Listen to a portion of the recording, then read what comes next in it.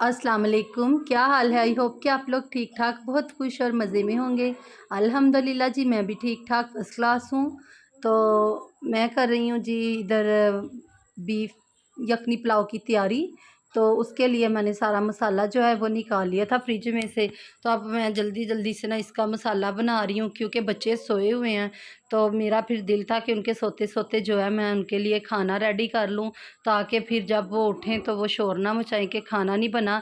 लेकिन ये बात आप भी लोग भी ज़रूर सोचते होंगे कि मैं बच्चों के लिए खाना, तो ज़ाहिर बात है जी, घर में बच्चे ही होते हैं, उनके बाबा तो रात को लेट आते हैं। तो फिर ये होता है कि उन्होंने ही पहले खाना होता है बच्चों ने, फिर मुझे उनकी बहुत टेंशन होती है कि उनको टाइम पे ना खाना खिला के मैं फ़ारिग हो जाऊँ।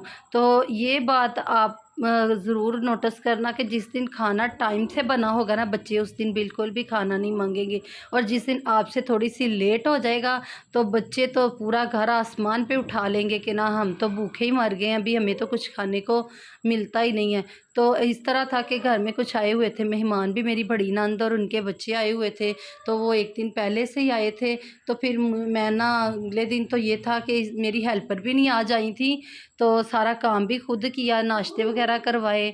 तो उसके बाद सफाइयाँ, बर्तन, किचन जो भी सारा करना होता है वो सारा किया। बच्चे अकेडमी से आए, उनको नाश्ते वगैरह करवाए, फिर वो थोड़ी देर खेलते हैं अकेडमी से आके। तो फिर मैं उनको सुला देती हूँ। तो वो सो गए थे, तो जब उनके सोते सोते मैंने कहा कि ना उनके लिए खाना रेडी कर लूँ, ताकि जब तक वो उठें तो शोर ना मचाएं कि हमें भूख लगी है और खाना नहीं बना। तो इस वजह से फिर मैं उनको सुला के खुद ऊपर आ गई थी। तो मेरा किचन जो है ऊपर वाले पोर्शन में है।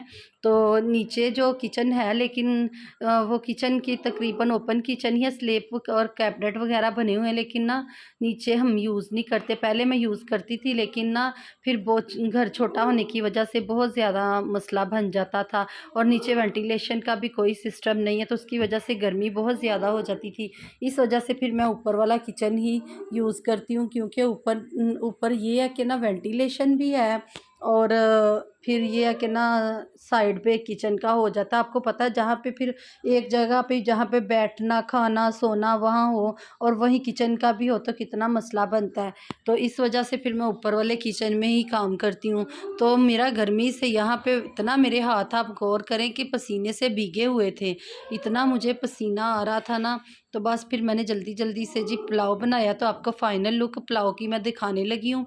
तो ये था कि ना पुलाव की रेसिपी सादा ही होती है, तो अक्सर आपने देखी होगी मेरे ना चैनल पे। तो इसी तरह मैंने फिर सादा सा पुलाव बनाया, और साथ में मैंने चपली कबाब बनाए थे।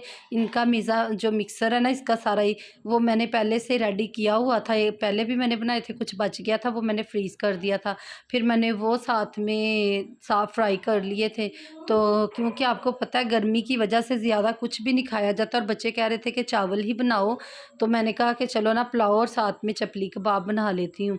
तो फिर मैंने मुझे खुद गर्मी से इतना बुरा हाल था, और ऊपर ईफ़ा हिब्बा जो है ना इंजॉय कर रहे थे, हाजरा सारे ऊपर पानी में। बारिश तो होनी कोई नहीं है।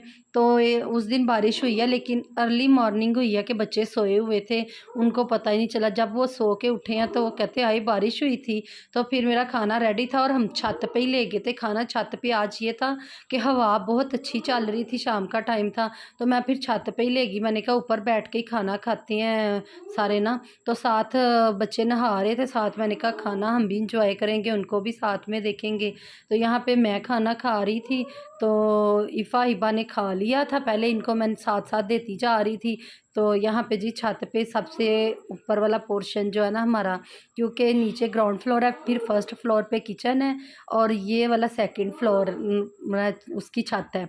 तो ना यहाँ पे देखें, हिबा खुद तो नहा रही थी, साथ दीवारों पे भी पानी गिरा रही थी, कहती है उनको भी गर्मी लग रही है, इतनी गर्म है तो मैं उनको भी ठंडा कर रही हूँ। तो ये बच्चों की इसी तरह की बातें होती हैं। और हाजरा कह रही थी कि मेरे ऊपर से पाइप जो है ना पीछे ना करो, मुझे नहलाते जाओ, और साथ में वो छींकें भी मार रही थी। मैंने कहा देखो इतना नहाए थे वो, तो मैंने कहा उसको फ्लो ना हो जाए तो ना आप उसके ऊपर पानी डालो।